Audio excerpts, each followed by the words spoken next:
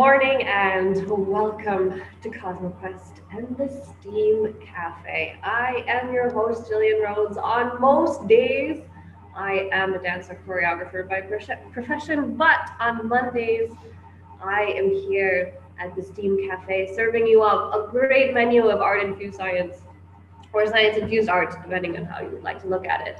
There's always something interesting on the menu, and today, of course, as always, there is a wonderful thing on the menu. Now, you guys are wondering why is the voice behind the camera in front of the camera?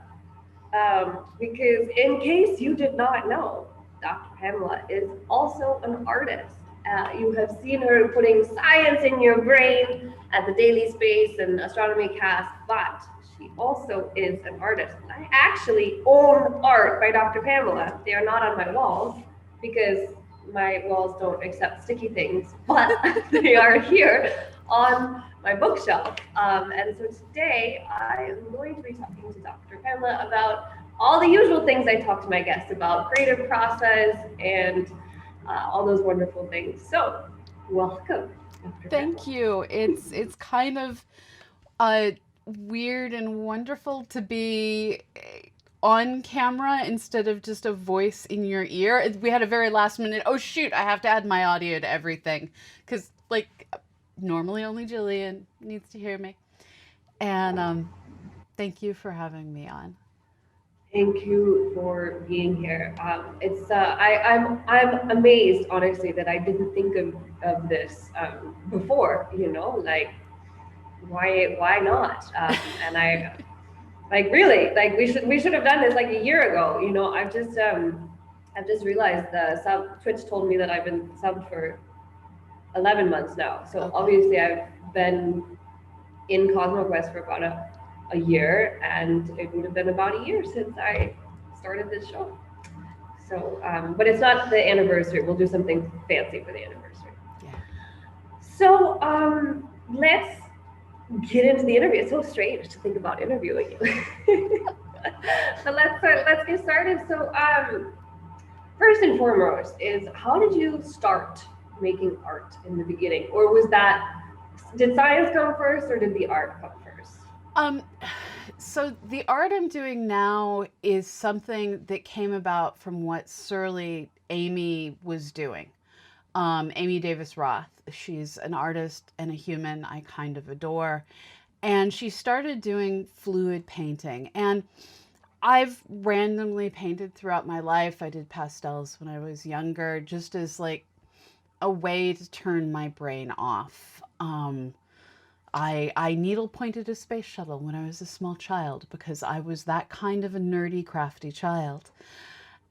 But it was never anything particularly. It was a work something out of my brain, get the idea on paper, move on, do other things for months at a time, get an idea, draw it, move on for months at a time. So there was a lot more waiting than arting. But I went out to visit Los Angeles and was hanging out at David Joseph Wesley's house.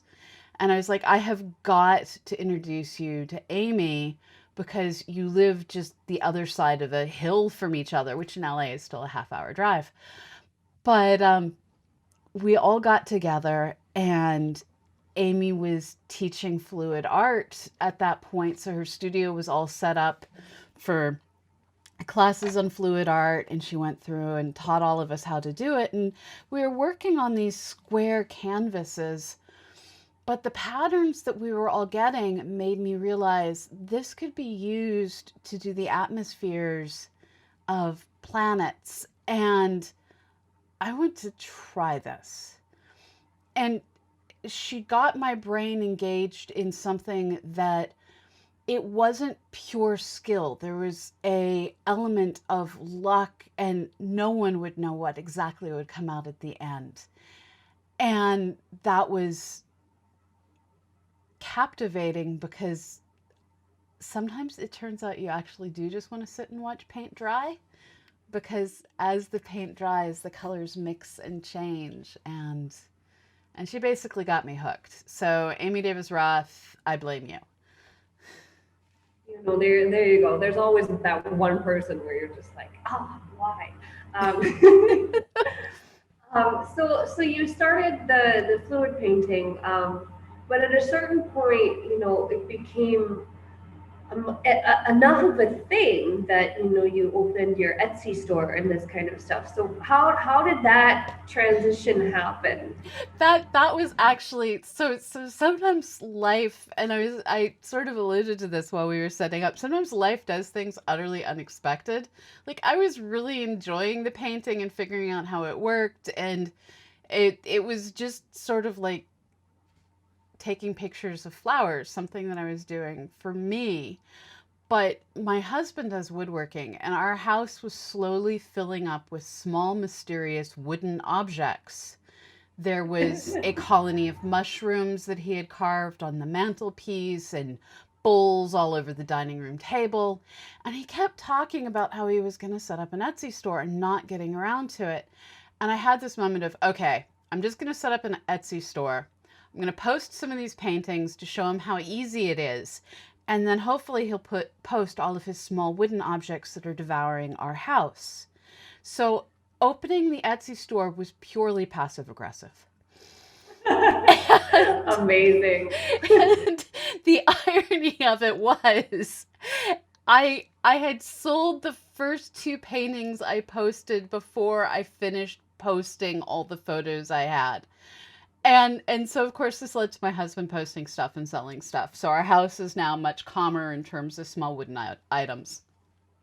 But it led at a time in my life where I was really struggling with, so what direction do I want to go next? It led to a new outlet where I I'm able to do this as part of my career, and it's strange and it's wonderful and utterly unexpected for something that was a complete accident.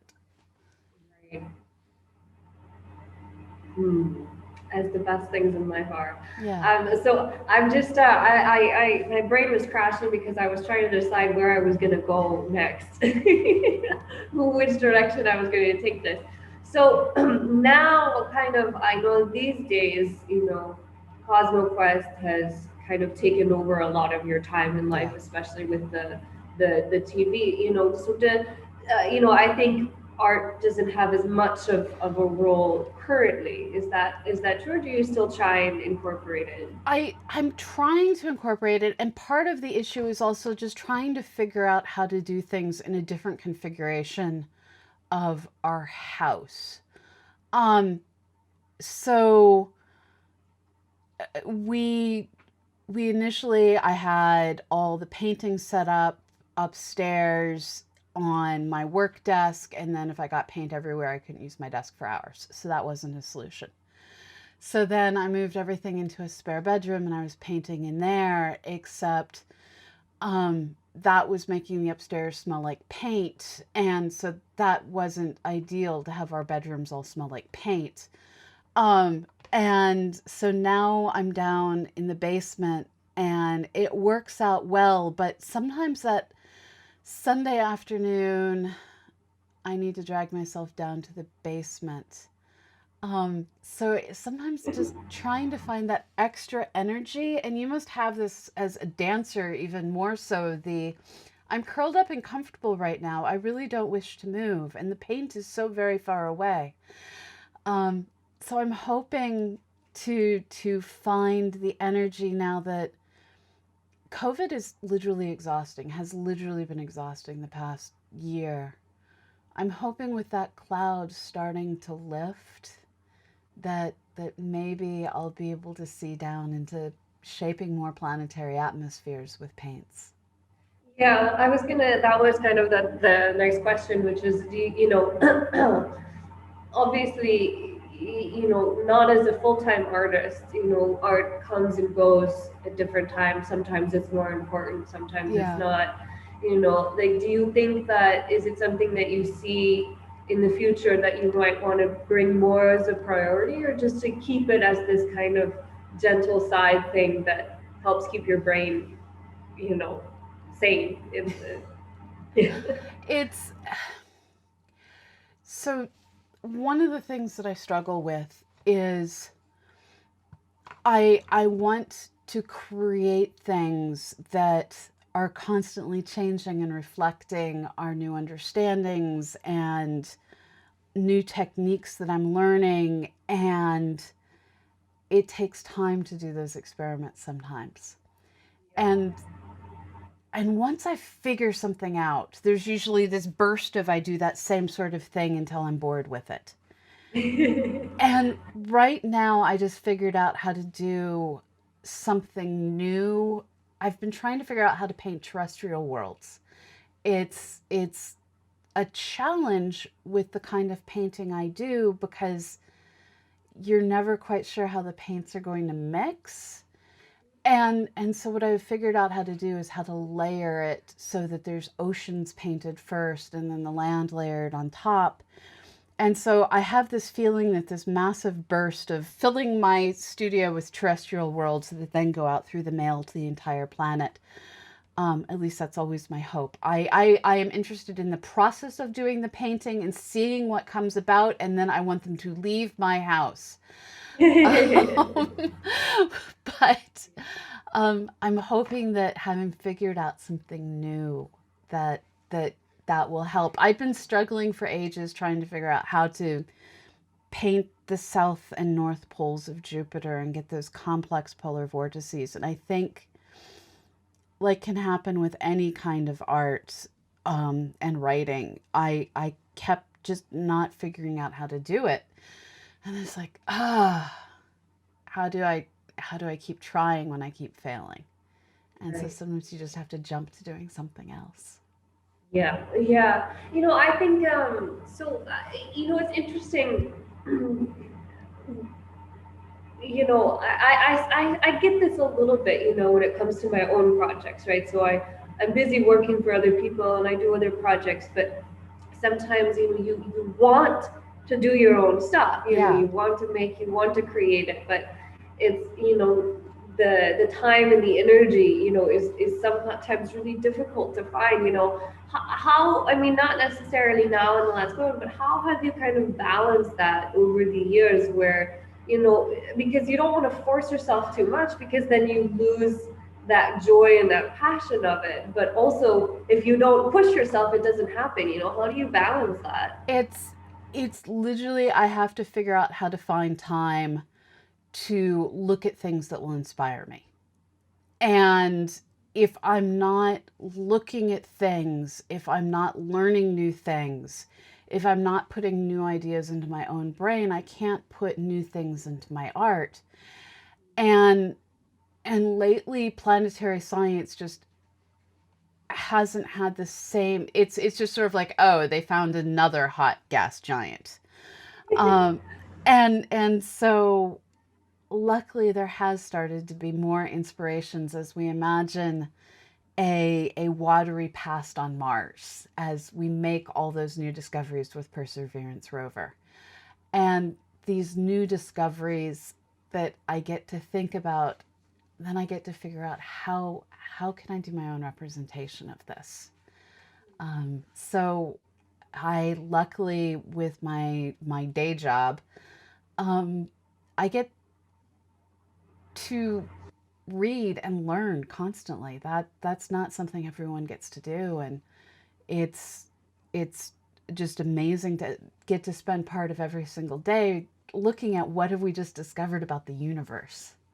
Right. Yeah, for sure. I mean, this is, I feel like this question sounds like a little harsher than it's meant to be, but do you ever feel tempted to kind of break out of the planetary paints and do something that's totally unrelated? Or, is it something that's like too connected to your job, or is it so much connected with your passion that it doesn't really matter? So I think part of it is uh, what is the space that I have? I Right. have four canvases that are sitting there waiting to be painted on, but trying to find the space to set up canvases to paint is a lot harder. Um, and the acrylic discs that I'm painting is just sort of like, this is a tractable thing. This is something that I know I can finish. And I'm one of those people that I just can't go to bed if something's unfinished. And so I have these long-term goals of at some point starting to do like layered collages where the discs of the painting can be put in different layers stacked against a painted background, and each item is its own layer. I've seen this done with paper before and it's beautiful, and I want to try and do it with mixed media, but that's gonna need to wait until my studio is perhaps a bit less chaotic. Right. Yeah. Okay. So, and enough with the philosophy for now. Let's talk process a little bit. So, it's interesting. I was watching one of your streams. I was randomly awake in the morning at some point, and I was watching one of your painting streams, and it's quite interesting because what you do is actually very technical in the sense that, like, when you think about it, if you don't know what's going on, it's just like you dump paints on a thing and you move it Yeah. around and that's that. But actually, like, with the different, the different types of paint and the different compositions and how some, like you have your little heat torch and it changes things. So, walk us through some of the things and the techniques that you're using on these discs to kind of bring out the different features. So what I'm doing is, and I'm trying to pull up a good example here in the background. One of the things that I do um, is mix paint of different colors that each have their own different densities. And I know at a certain point that the paints as they mix are going to, and here are different examples that have been digitized to add shadows, and eventually one that hasn't been digitized will pop up. So each of the different colors, they rise and set in different ways, which is the same thing that atmospheres actually have going on, with clouds of different densities rise and sink, form different structures in the atmosphere. And when we look out at gas giants or cloud covered worlds like Venus, we see all of these structures that are driven by the exact same physics of this paint mixing. And so where I've worked technically is to figure out, first of all, which paints are going to behave in which ways. How can I use heat? How can I use a spray bottle of alcohol to trigger the paints to mix more in different places? And just how do I physically put the paint onto the acrylic um, so that it does what I want. This is that the one that was just on the screen was my attempt at polar vortices. It's never gotten quite the way I want. Um, and over time, I figured out how to get worlds that look like ice planets, that look like rocky moons, that look like gas giants. The water and continents mixed is currently my struggle. But Yeah. it's it's chemistry and physics and knowing what colors different elements in the atmosphere are, and sometimes saying, I don't care about actual science. I'm going to mix things the color of a peacock and see what happens. Yeah, no, actually, that's actually what I was just about to ask you is, are you trying most of the time to kind of make something that's like, like that could be an artist illustration of a real exoplanet, or is it sometimes just, these colors look nice together? So I try a lot of the times to figure out how to make things that look realistic. But there are times where I've been either watching too much. So this is what they look like before they're digitized. So this is just the way the paint was layered on to make a pinky gas giant. This was inspired by a paper that came out discussing an atmosphere that had shades of pink in it. I made a comment on stream about how actual planets don't come in pink, and then Beth was like, actually, and showed me the research. Um, but as much as I love trying to make things that are realistic as far as we know, I also acknowledge the universe is way more creative than we normally are. And so I'll paint worlds like this one is meant to be a tidally locked planet that half of it is always illuminated and half isn't. And I imagine the thermodynamics that comes from that.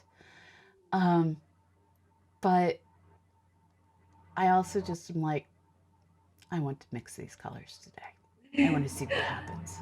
Yeah, fair enough. Okay, so speaking of this thing that you've just mentioned, which I discovered for the first time when you threw it out when we were planning the interview, is that apparently you digitize stuff. Yes. Um, and so how does that work? Do you paint it physically first Yes. and then put it into the computer? Okay. And so is that like with and what are you like what are hmm, what's the like what does it do when you digitize it? Like is it basically giving the 3D effects Yeah. or like okay.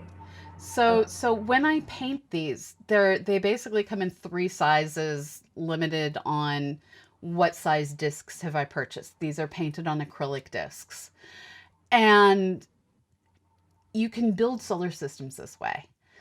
But sometimes you want that view like Voyager took of Jupiter, where you have different moons and different size perspectives. Or you realize after painting something, I painted what would actually make an amazing moon on this 11-inch disc, and I painted this really funky looking gas giant on a 6-inch disc. Let's reverse those sizes in software. Right.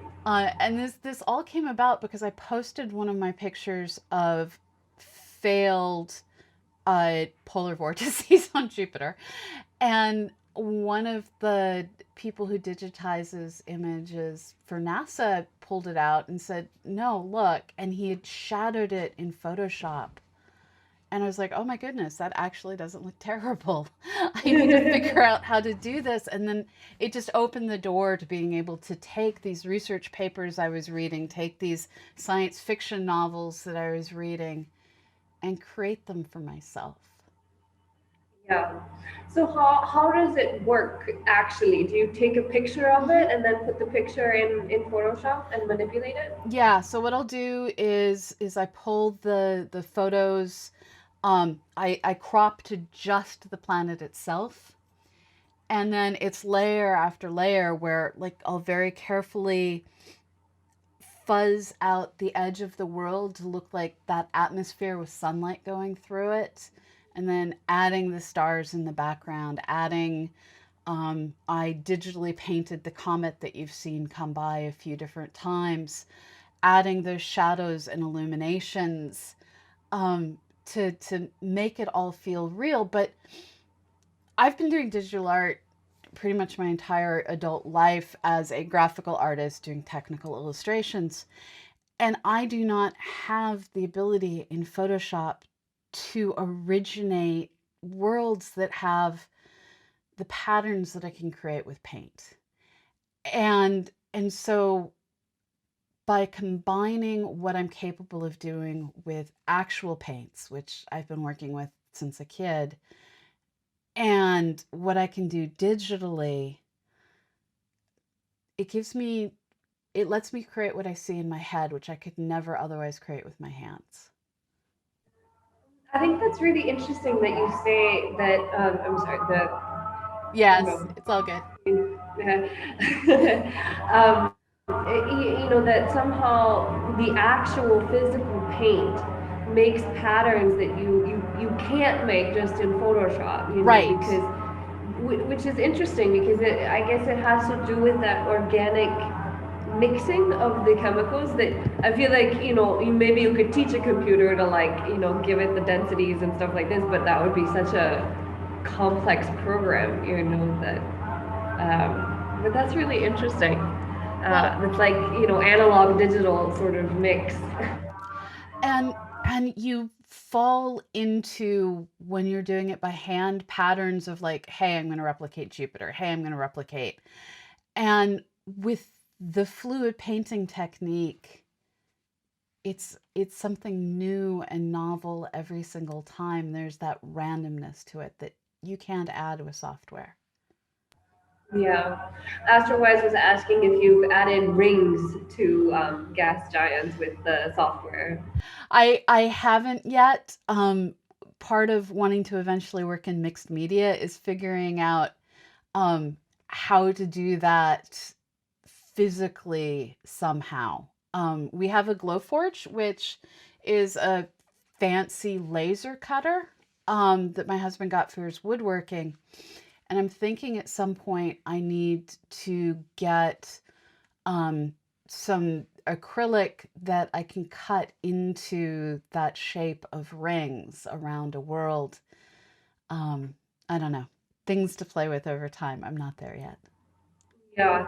Asteroids was also asking, how do you sell digital art? So, Asteroids, put this link in the chat. In case you didn't know, Dr. Pamela has a store on this fascinating website where all these I think 3 or 4 different designs and planets are available to buy as everything from iPhone cases to throw pillows to floor pillows to mugs to laptop covers to really anything you could think about. T-shirts too. Yeah. Quite incredible. I need to get more stuff up there. Um, it's one of these things where it starts out where I want to print something out, and then it's like I'm just going to set up all of this because it turns out I actually think that makes a cool skirt. No, it's really quite fascinating. I was just looking through it. I was just like, man, I want a pillow with this moon on it. That sounds amazing.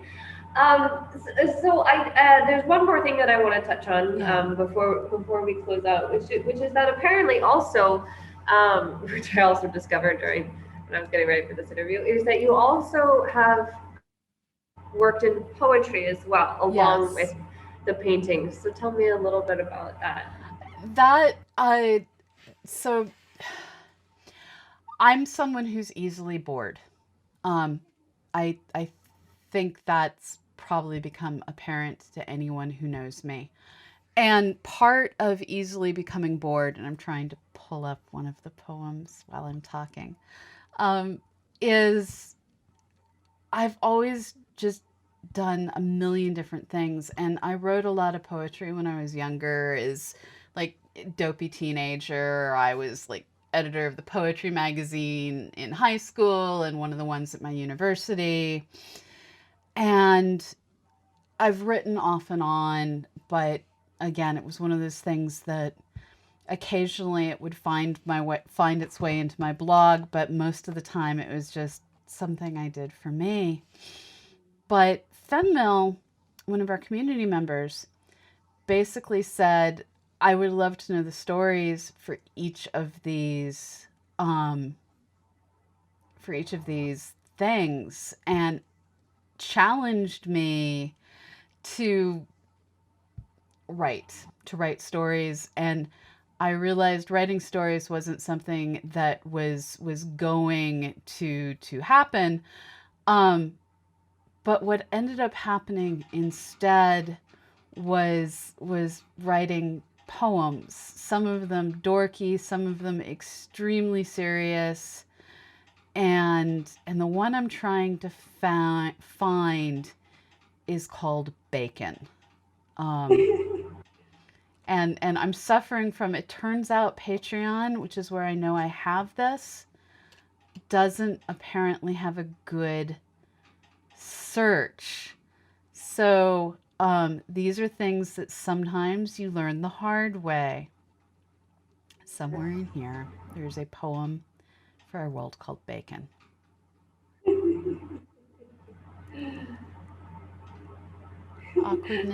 Awkwardness is occurring. Ambience is just the poem which you are about to hear is neither kosher nor halal.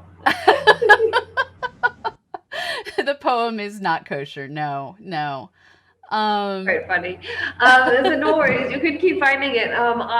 Got it. I'll just show. Oh, you found it. Great. I was just Yeah. gonna show off. I honestly, I want to put this on my wall so that I can like look at it and stare at it. But I haven't figured out how to get past the fact that my walls don't accept sticky things. Yeah. So plate holders work. I've hung some up with plate holders. So apparently there are people, my grandmother was one of them, who collect plates and hang them on their walls. And they have these brackets that are designed to hold plates. Interesting. All So right. so I found my planet called Bacon. Okay. And I'm going to Great. stick the art in front of my face. Um, and and so the poem is: everyone loves bacon, even if they shouldn't. Pareidolia, yes, sometimes sees false bacon. These complex organics trapped in ice aren't bacon. Just like good old Bacos, you can love it guilt free. But I still see bacon. P.S. Who wants waffles? Funny. I haven't had bacon in a long time. I'm also vegetarian now, so there you go. But oh, interesting. Um, cool. Um, so mostly, I'm still on the bacon.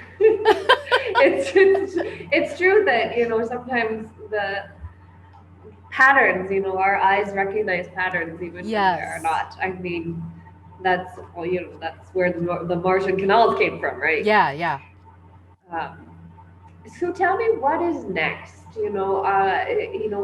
What's your current plan for arting in the coming months? So on the creative side of things, I'm currently figuring out how to mix different kinds of materials to build up worlds that have continents on oceans. And I'm going to see if this technique works and I can go somewhere with it. I also am being harangued in the most lovely of ways to create more jewelry. So I'm hoping that I can. I've been working on rearranging my home office, and as the weather warms, um, my art. I live in a very old house that some rooms have heat, some rooms do not. And my home office is one of the do not. So I've been living in other parts of the house during the winter. And with the return of summer, I like the idea of sitting in a sunbeam and making jewelry and talking to people on the internet. And so that's one of those things that I'm also hoping to get back to doing. That's lovely. That just the image of it sounds nice. Just like sitting in a sunbeam. Yeah. Wonderful. Well, awesome. This has been lots of fun. I've learned a lot more about your art and what you do, which is great. So thank you so much for chatting with me today. This was It's fun. really been my pleasure. Awesome. So you guys, what you need to know about today is that there is a special recording of Astronomy Cast, as far as I know, Yeah, because I there think was we're going to do it at the normal Friday time, just on a Monday. okay. I don't think there's Minecraft Monday. No. Okay. And but there will be Daily Space tomorrow. Yes. And next week I will be here in the Steam Cafe as always. I do have a guest as far as I I it was somebody that agreed and then I forgot about it and then I just remembered, so I've just sent them an email to see if they still agree or not. Which is generally the state of Jillian's brain these days. But either way, we will be in the Steam Cafe, and I will have something on the menu for you. Thank you so much for. I did. There were bits that came through at the very beginning from Keeper, so here's a happy death. And we'll see you next week. Thank you, everybody. Bye. Ah, I'm awkwardly trying to do all of the transitions while on screen, and here we go.